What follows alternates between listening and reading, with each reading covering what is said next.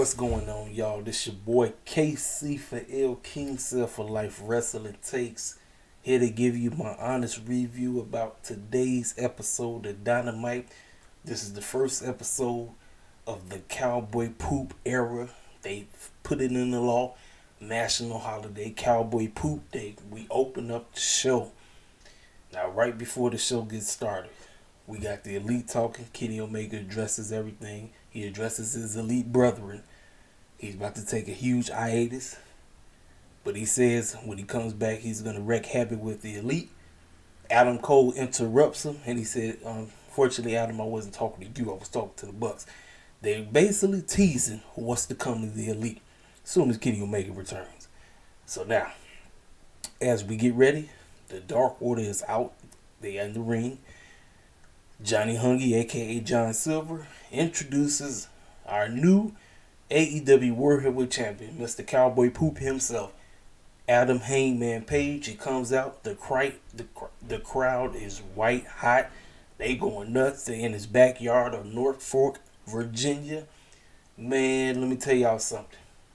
I don't usually say this about Dynamite because for some reason, Dynamite is always hit or miss. Some episodes be decent, but it be a lot of stuff that I don't like. Y'all, I'm going to honestly say this. This had to be AEW's best episode they put on in a long time. You know me, I always come with the criticism. I'm serious, I do. And you know I'm a hardcore AEW head, but I check them when it's something I don't like, I'm going to check them in the New York Minute. This episode, y'all, I'm telling you, from bell to bell, just about every match, everything from the promos to, y'all, I was like, now this is how you come off of a pay-per-view. This is how you do it. And I told Tony, I said he did a great job with the showing tonight. This is exactly what I'm talking about. Now, there are two things on this show I did not like, and I'm going to talk about it. But outside of that, you get ready to hear me go hard for AEW. If you want to say I'm chilling, by all means, say I'm chilling. This was an excellent episode. This is what I'm talking about. So let's go ahead and break it down. So I just talked about Kenny Omega 7. So now, we're in the ring. Hangman is out there. He greets the fans. Talks about happy National Cowboy Poop Day. Everybody's going crazy. They saying Cowboy Poop. They started saying you deserve it. He said, I know y'all saying I deserve it, but I earned it. You're right about that. And everybody just saying Cowboy Poop, Cowboy Poop. So as soon as he was going to start talking, as we already know, the matchup with Bryan Danielson versus Evil Uno was coming up next, where the Dark Order was already out there. Every member. Now, I'm not mistaken. I don't think I've seen Tate, but I've seen everybody else. Everybody else is out there. Bryan Danielson music hits as he's talking, so we already know he's the number one contender. He comes walking out. Now, remember this. Let me tell y'all something. This is a testament to Bryan Danielson. Hangman is over like a mug. Because Hangman is over like a mug, Bryan Danielson is a huge babyface. He ended up turning him into a heel. So he's going to work heel for this matchup or this feud that they're going in. And that is just a testament to both Bryan Danielson and my man Hangman Page of how things work. He's not going to fight it. He's just going to go through with it.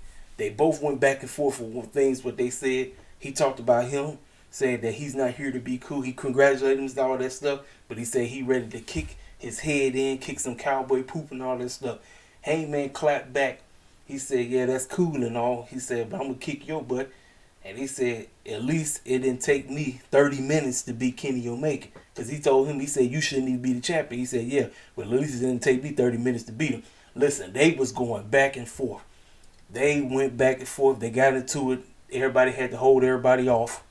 So obviously they not fighting right now. Because they was talking about we can go right now. Even though you're not in your wrestling gear. Because he had on his boots. He looked like a straight up cowboy and everything. But he wasn't in his wrestling gear, so you know dang well he wasn't fighting. But I'm telling y'all right now, I'm going to enjoy this feud because Bryan is going to play the heel. This is what he's called to do. I love Bryan as a babyface, but trust me, he does great. He does wonders as a heel, and I'm ready for it. He's just about to be a prick that just likes to kick cats' heads in, and Hangman is the right man for him. I can't wait for this. This is about to be off the chain. I'm ready for it. Now, the next segment. So after that. Let's see. Make sure I ain't forgetting nothing. Oh yeah, the match. The match itself. Bryan Danielson versus Evil Uno. This match is great, but I never seen Evil Uno get manhandled. and Bryan worked the crowd as the heel.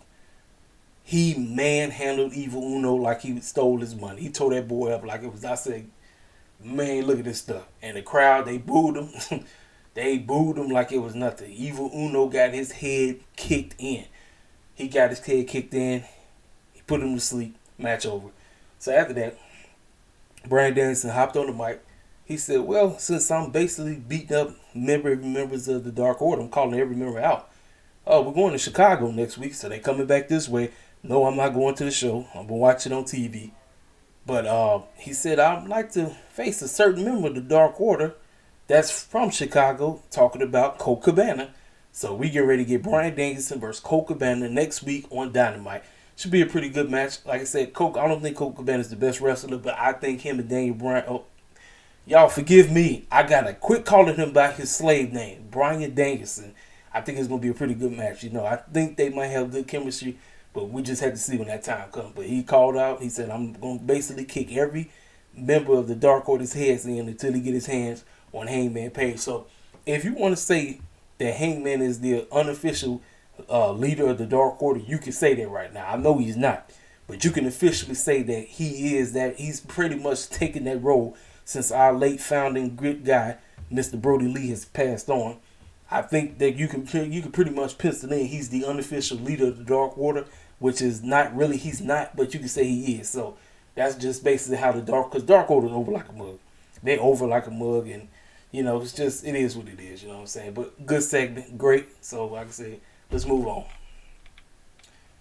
Next, yeah, that's right. Yeah, Tony Schiavone was in the ring for it too. So after that, we got a intense, out of this world great promo from the man himself, the walking, talking promo, Mr. MJF. Now let me tell y'all something. You know how when he cuts his promos and he always yelling, he always screaming at the top of his lungs and all that stuff. This promo he cut, he looked mad as say. You wanna know why he looked mad? Because a whole lot of us said that he was huffing the ring. We said all he can do is talk. That boy pretty much called out everybody who was critiquing him and saying that he can't wrestle his tail off. He said he is the full package. And he said he beat all them pillars as a part of all four of them. He's the best out of every one of them. And ain't nobody touching him on the mic. And ain't nobody touching him in the ring. And I said, yes, sir, talk your mess. Talk your mess, Mr. MJF. Use that dude. He is the real deal. I'm serious. I'm on board. I told you, I wasn't on board at first because that match he had, I think for me, out of all the matches he had, I think his weakest one was him and Cody. Now, him and Jericho part 3 was okay. I still think part 2 was better out of all of them. Because him and Jericho, I think they wrestled a total of 4 times. I think the best one was part 2. I think Jericho and him, or it was either 2 or 3. 1 or 2, it was one of his best one. I think it was either 2 or 3. But I can say his weakest match was him and Cody. That's just my opinion. But MJF has impressed me over and over and over again. And I know why he was ticked off. And he really was ticked off when he cut that promo. He wasn't that typical, like, oh, let me just yell and scream at the mic. He was ticked off because he was tired of clowns calling him Huff and saying that he was trash in the ring. He said, no, I'm not. He said, I just proved you clowns wrong. He went down the list of everybody that was part of that pay-per-view. And he said, but y'all was talking about me and Darby's match. Y'all wasn't just talking about everybody else. He name dropped everybody that was on the card. But he said, I was the one that everybody was talking about. And he wasn't lying about that. So kudos to him, man. Kudos to him. Salute to him. So, let's see. So then we got they talked about CMPUNK and Eddie Kingston situation. Eddie Kingston was in the back talking to Tony. And next thing you know, here come 2.0 and Daniel Garcia. They butt heads with the man. The man, let me tell y'all something. Eddie Kingston, look, I just respect the best out of this dude. Eddie Kingston is right there. When it comes to promo wise, him and MJF is like 1-2 punch. It really don't matter who you think is the best, but Eddie Kingston is right there. He pretty much said, look at man, CM Punk wanted to wrestle me. But he said, I'm about to fight you, little dude. He said, He said, I don't even respect you. You allow these 2 fools to call you son? Oh, heck no. So they was trying to, hold each other back. He was ready to fight. He had put his head on his head. So obviously these 2 finna lock up. So obviously, thank God, because it was word that Eddie Kingston got hurt last Saturday night. Thank God he's good, And I heard that Malachi Black got hurt too. But he's part of the 8-man match I'm going to talk about a little bit later. But okay, So let's go ahead and talk about this tag team match. So we had the Butcher and the Blade, which is represented by Matt Hardy's group, with Chaos. This is Orange Cassidy and the young man from New Japan Wrestling. Now, look here, forgive me for not pronouncing this dude's name right. Like I said, look here, I don't watch New Japan like that, so I really don't know who this cat is. I know a whole lot of y'all know who he is because y'all watch New Japan Wrestling, not me. His name is Tomohori Ishii. Well, let me tell you something. I want this feud to die. I am tired of Matt Hardy and OC. I love both of these cats, but this feud, man, this feud ain't doing it for me. It's not doing it for me at all. I'm like, man, when is this feud going to die? I need this feud to die. Now, this tag team match, for me, it started off slow, but as the young man Ishii got up in there, I call everybody young. I don't care how old you are. I call everybody young, so that's just how I do. Homeboy got in the ring. Him and the Butcher, they went at it toe for toe. This is when I think the match picked up. Now, the one thing I got to give Virginia.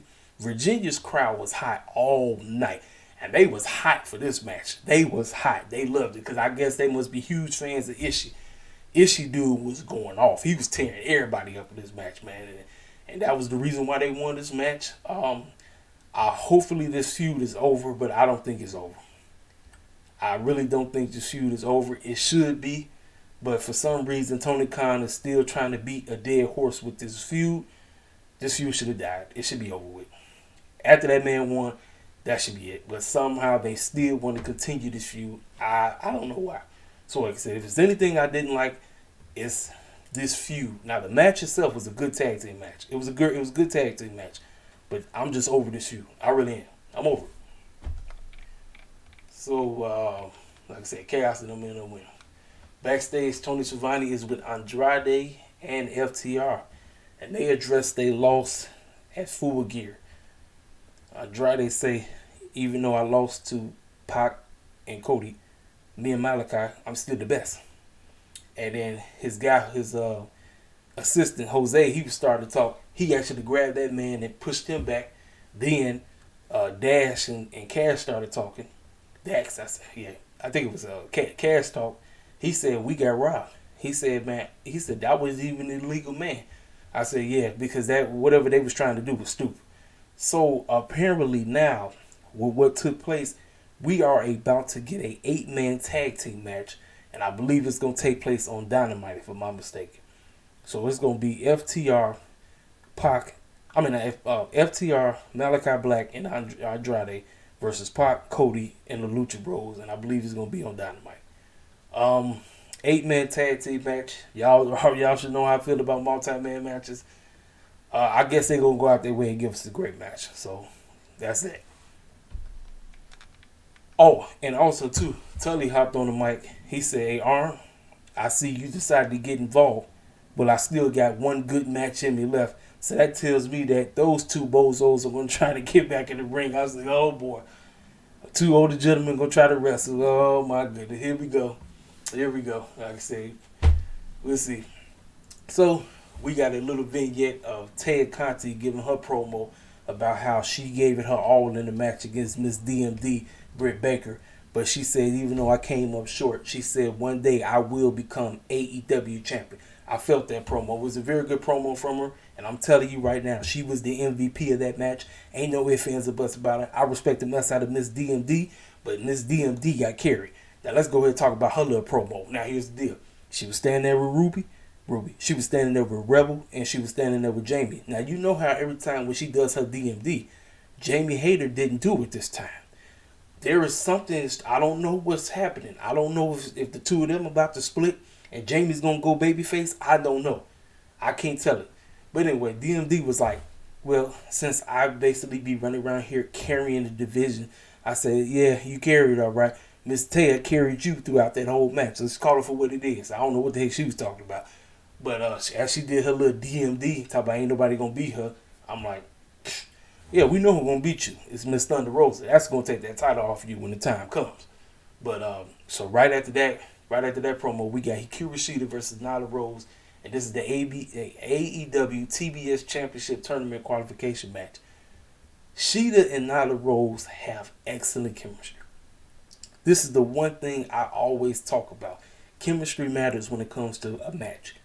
Whoever you in the ring with, you and your partner got to have great chemistry. You got to tell a great story, and you got to have chemistry. I'm telling you. And the two of them, they did it. And I already knew Sheeta wasn't going to win this match. I already knew that. Serena messed around, came out there, and the whole story is Sheeta's leg, her knee. Because it's her knee. She's still messing with that knee. There was a whole lot of crazy stuff going on in this match. Vicky got whacked with a kendo stick. Nyla Rose tried to she tried to put all her weight on Sheeta, but it was that chair that she'd always be using. Well, when she came down, fell all on it, destroyed that whole chair. The crowd popped. The crowd was hot for this match as well. They went at it. They tore each other up. But like I said, Serena Deeb cost Sheeta, and Nyla did a little submission move. Match over.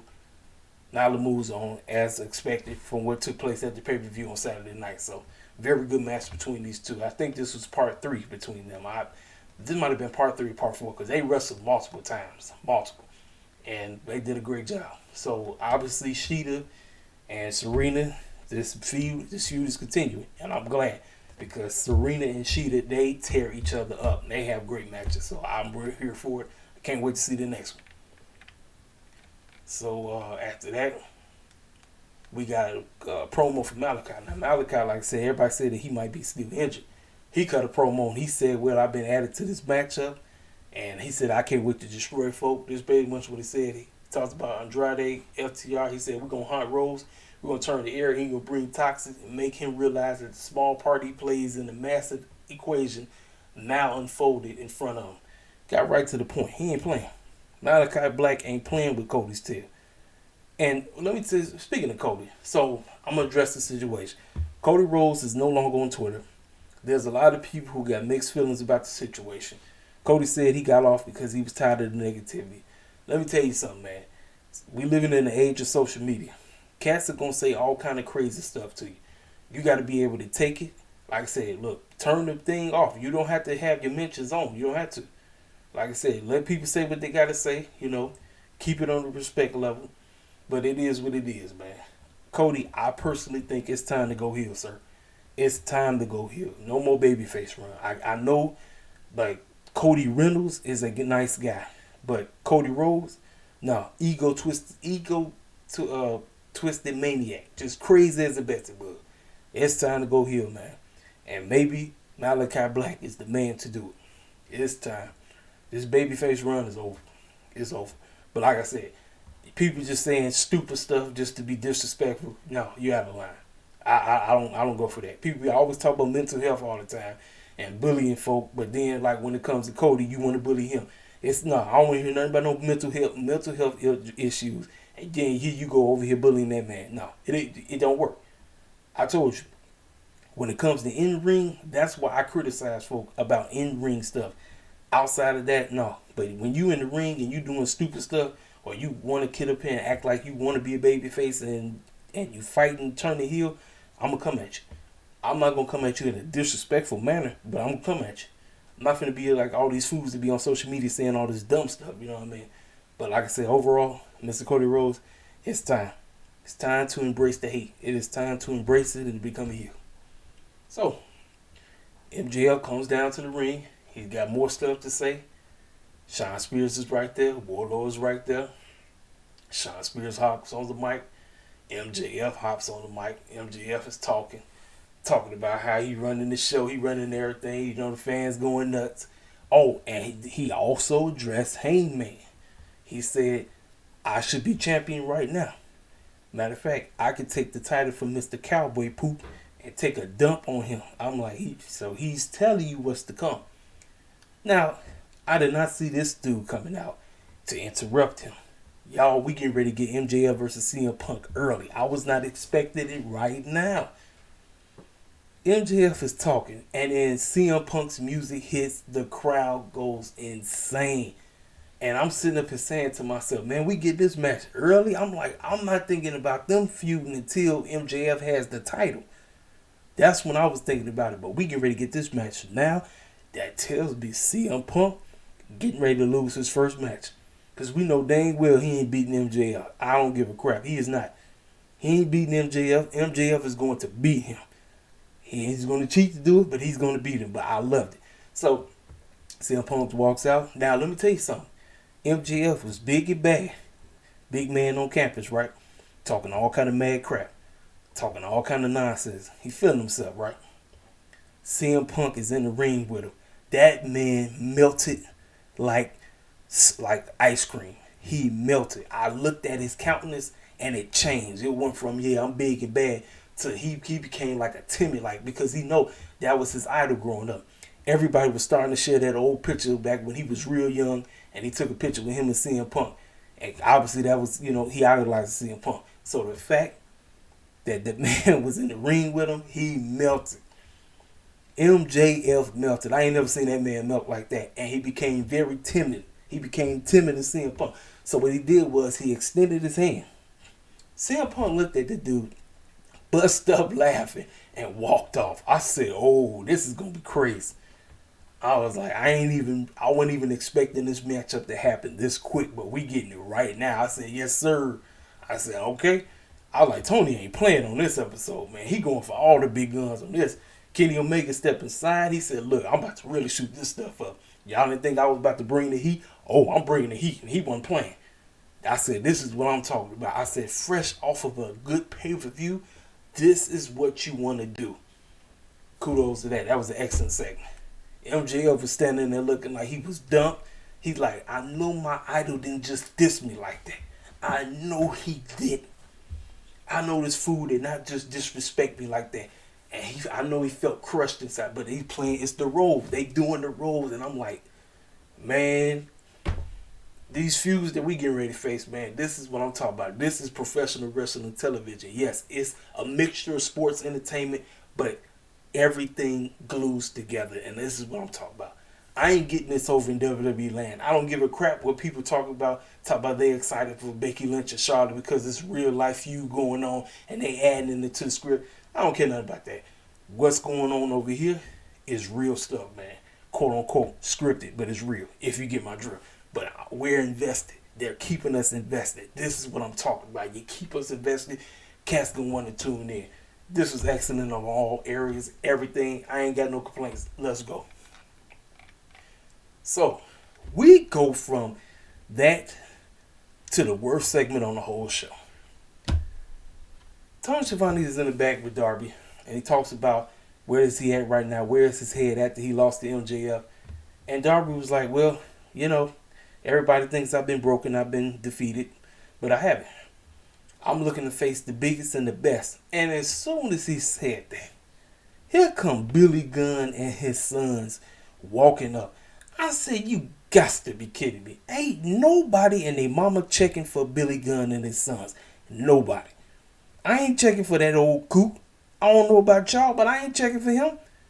So we get ready to get Billy Gunn versus Darby Allin. And this whole scenario that the Gunns have been undefeated, which I really don't understand what's the point of that. Ain't nobody checking for the Gunn boys. Ain't nobody checking for Billy Gunn. No. So we getting this buffoonery. I'm like, Tony Khan, you tripping with this one. You can miss me with this feud because I don't care nothing about it. This matchup is about to take place on Rampage. I don't care nothing about this at all. I don't care. I don't give a rat's behind about this. We know Darby's going to win. But I don't care. Because ain't nobody checking for Billy Gunn. I don't know. I know I'm not. I'll say this is terrible. Everything was flying. Everything was going great. And then we're going to get this stupid stuff. I said, come on, Tony. You can miss me with this buffoonery. You can miss me. So we come back. Adam Cole and the Bucks. I thought the feud was over at Full Gear. Apparently, we're continuing on. Adam Cole and the Bucks. They're still mad that they lost at the pay-per-view to Jurassic Express and Christian. They called them out and they said, we're going to kick their tails in some more. I said, oh, boy.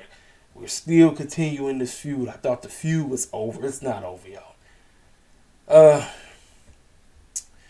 I think the feud should have been over. I think after what took place at Full Gear, I think that should have been it. I think they should have just called it. We move on to something else. But obviously they want to keep this thing going. So by all means, so maybe this is what's going to get either Jungle Boy or Christian to turn heel. Maybe this is what they want to do. They want to keep the feud going. But when Christian or Jungle Boy, because everybody was saying either one of them could possibly turn heel on the other. I guess this is when you want to do it, I guess. So that's that. So we getting it. I guess it's gonna be on Rampage one more time. Oh, and Bobby Fish walked up and he started talking. And this is what he said. I'm here to help these cats out. And that's and I think that was forgive me y'all, I get the Young Bucks mixed up and I know they're not twins. One of the Young Bucks brothers was like, we can't say that on here because that man was about to say, and that's undisputed. Listen, Kyle O'Reilly's coming. They keep teasing. Kyle O'Reilly's on his way. He's coming. This is by far the best thing Bobby Fish has done while being in AEW. I got to give it to him. That was great. I was cool with that because he said, he said, oh no, man. He said, this is the wrong show. This is the wrong show. This is not NXT. But good show. Now, here we go. The brothers. Dante Martin, Lio Rush versus the Acclaimed Anthony Bowens and Max Caster. Now, on social media, all members of the Acclaimed, well, Dante ain't really been saying too much, but Lio Rush been going back and forth with Max Caster. He been going back and forth with Anthony Bowens on social media. I said this is what you use social media for if you're a wrestler. You use social media to have your banter going back and forth, and then you bring it onto the television. I like that. That's great. So, this tag team match right here was everything in a bag of chips. Great tag team match. The crowd at first kind of was quiet, but as things picked up, the crowd got into it. And when you get a "This is awesome" chant, you know your match is off the chain. Lio Rush, Dante, the Acclaim, they killed it. And let me talk about it. Now, before the match started, as the Acclaim came out, Max Caster with his cheesy raps, always saying some of the most crazy stuff, the outlandish stuff. The line that he had talked about, he said, Dante, he said, you're a female dog. You need to get bass in your voice. And then he said, Lio Rush, you're not a rapper. He said, you need to go back to being a manager. Then he said, both of y'all, we might be in Virginia, but the both of y'all are virgin. I said, yeah. And Lio Rush is a happily married man with, I believe, 2 or 3 babies. But he called that man a virgin. Max Caster just say anything. And then when Anthony get on the mic and say, the Acclaim have arrived, I'm telling y'all right now, I will be one of the happiest men when them 2 boys win the tag team champions. I don't know when they're going to win them, but I would be happy. I told y'all I was not on board with the Acclaim at first. I was like, who these John Cena wannabe clowns? I didn't know who they was, but after a while, they grew on me.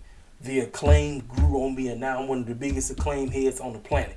Now, I know my boys be losing all the time, but I'm behind them. They over like a mug. Like I said, Max Caster got some of the most cheesiest raps on the planet. But listen, when they get together, him and Anthony Bowens, they go out there, they do what they got to do, hey, you can't be mad at them. And then, like I said, this pairing with Dante and Lio Rush, this is great for the time being because we all do know that when the time comes, Leo is going to snap on Dante. Now, they're trying to hold off because I believe Darius is on his way back. Darius will be back close to Revolution. I heard they said possible be back by February. So I'm assuming that they're going to try to prolong this, especially with what I'm talking about. So Dante and Leo, they end up winning the match. Excellent tag team match. After the match, here come Taz and his crew. Taz's crew, Team Taz comes out there. Ricky Starks talking about Dante. You know we gave you a contract. Oh, Taz said, first condolences to you, Lio Rush. This is no disrespect of, wishing for you with your grandma and all that stuff. But let me tell you something. That young man that you got right there, we're trying to get him on board. And we see that you're not the best fit. We're trying to get him. And then Ricky Starks said, hey, look, you see what we did with my main man, Will Hobbs over here. Will Hobbs, he said, hey, look, it's a year anniversary since he didn't join us. So pretty much trying to hype up my man, Will Hobbs. He said, look, Dante, that could be you. You can join us and become something even bigger than what you are right now. But you got to make up your mind what you want to do. Lio Rush was standing there looking back and forth. He like, no, what the heck is you talking about?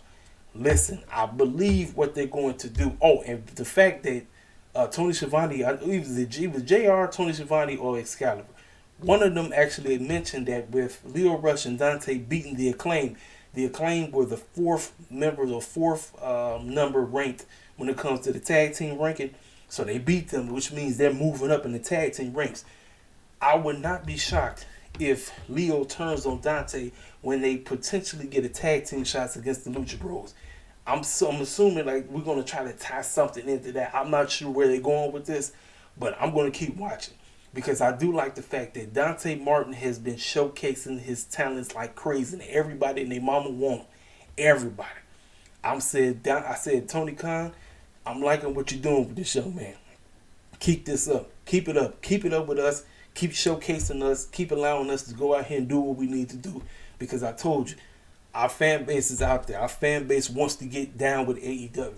But you got to continue to get us to where we need to be, if you get my drift. But excellent segment. Excellent match. Got no issue with nothing what happened here. I was good. I was cool with everything. Great. They all did a great job. So, yeah, talked about that. So then, after that, we got Jungle Boy, Christian, and Luchasaurus addressing what the Super Click said. They said, look, we're going to keep their time. We're going to keep their heads in. So obviously they're going to face one more time, and it's going to be on Rampage. So it's going to get, I'm assuming it's going to be 3-on-3, or 3-on-4, or 3-on-3, or something like that. Because the Bobby Fish is going to be with them. So it might be a 4-on-3, I guess. But they said we'll see them on Friday night. I'm assuming that's what they said. But that was decent. Right to the point. Then, they confirmed, like I said, I really don't give a crap. Billy Gunn versus Darby Allin. I don't give a crap about that match. Then they talked about the next AEW TBS tournament matchup. Jade Cargill versus Red Velvet. Y'all, this promo was excellent. I've never seen Jade with this much intensity in her promo. You know what you're going to get from Red. Because Red, she ready to go. Jade Cargill said, look, this girl done messed up my year anniversary. This woman coming from me, girl, you done messed up. I'm about to whoop that butt. You know I don't curse. The way how she said that, y'all, I felt that intensity. I said, girl, I'm praying that you get the wrestling ability down pat. That's what so many of us want with Jade. We want it.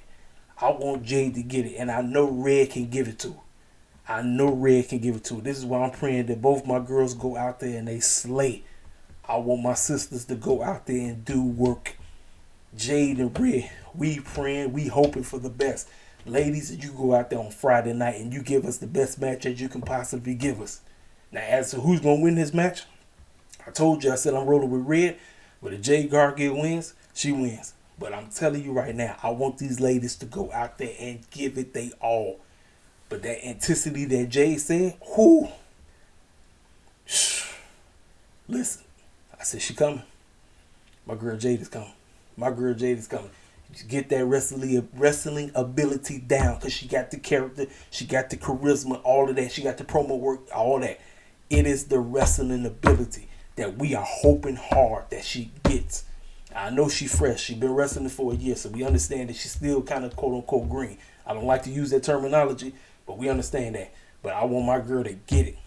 And I thank you. I'm thankful that Red is going to help her along the way, because Red got it. It's just Red be out there trying to hurt herself, and that's what we don't want. We don't want Red to hurt herself.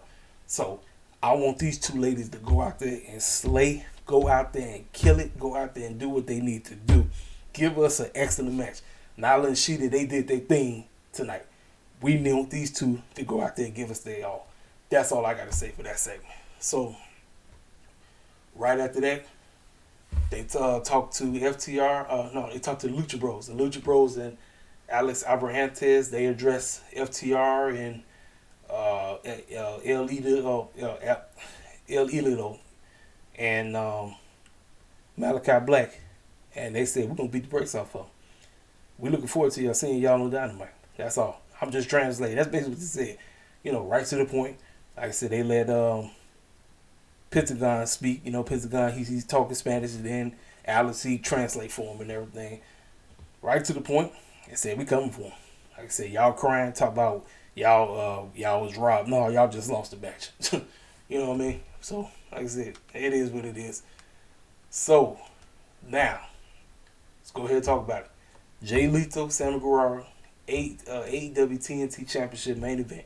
Jay Lethal cut a great promo. Now, everybody, I told y'all how to feel about Jay Lethal. Jay Lethal had some baggage. I don't know if I don't know if Jay Lethal is lying. I don't know if he's innocent. I can't make that call. I can tell you who knows who. I can tell you who knows everything. That's the Most High. For me, because of the baggage, I wouldn't have touched Jay Lethal. That's just me. I don't want to bring somebody on that got some kind of baggage. But Tony Khan just seems to think he's great. You know, he's innocent. Hey, Tony Khan the one that made the call. I told you, if you're going to take it up with anybody, take it up with Tony Khan. Tony Khan. Jay Lethal versus Sammy Guevara. This match was excellent. This was by far Sammy Guevara's best title defense match. You know, I've always said Jay Lethal was a great wrestler. But him and Sammy got excellent chemistry. Now, there was a part of this match where Sammy tried to go up for a frog splash or something. When Jay Lethal put his knees up, his ribs is already injured. He came down on it. He put his knees up, came down on it. Man, let me tell you something. Sammy, I know he was feeling that. He was feeling it. Then there was a spot when Jay Lethal was outside the ring, and Sammy was back flipping off the ropes, and he was over there by the announce table. Not the announce table. It's one of the tables where everybody that be sitting over there on the sidelines, where Justin Roberts and the one that be ringing the bell, where they were sitting at. He tried to do a flip off the ropes and ended up crashing into the table, so he already hurt. Y'all, this match was excellent. This match was great. Jay Lethal and Sammy Guevara was out there beating the snot out of each other left and right. And like I said, Virginia had to be one of the hottest crowds outside of Chicago. This crowd was hot the entire match. They was hot and they was split. Half the fans was rooting for Sammy, the other half was rooting for Jay Lethal. They gave it everything. But Sammy Guevara did the go to vlog or whatever his finisher is called. 1, 2, 3. Sammy Guevara retains his AEW TNT Championship. After the match, the Inner Circle come out. Him and Jay Lethal shake hands. He shake hands with the Inner Circle. They all raise each other's hands. That's how this episode goes off. This had to be one of the best episodes of Dynamite I've seen in a long time. I'm telling you, I have not felt this way watching a Dynamite episode in a while. It's like I watched the episode and I say, yep, very good episode, but I still got some issues on the show. Pacing was the key, and pacing with everything that took place tonight was on point. It was not to sound like J.J. Walker, but it was Dynamite for real. It really was Dynamite. Tony Khan wasn't playing. He was not playing. I'm telling you. He said, look here, I'm going all out. This about to be everything and a bag of chips, and he wasn't playing. I can't wait for Rampage, even though I don't care nothing about Darby versus Gunn. But I'm telling you right now, the next chapter that we in right now, the Cowboy Poop era, is here, folks. The Cowboy Poop era is here. It's here. Hey, ladies and gentlemen, that is my honest review. Y'all hit the comment section up. Make sure you hit that like button. If you're new to the channel, make sure you subscribe. Tell me how you felt about the show. Do you think this was an excellent episode like myself? Or you might have thought this episode sucked. Hit the comment section up. Tell me how you feel. This your boy Casey Will King Self Life. I will see you guys Friday night for AEW Rampage. I'm gone. I'll let you boy.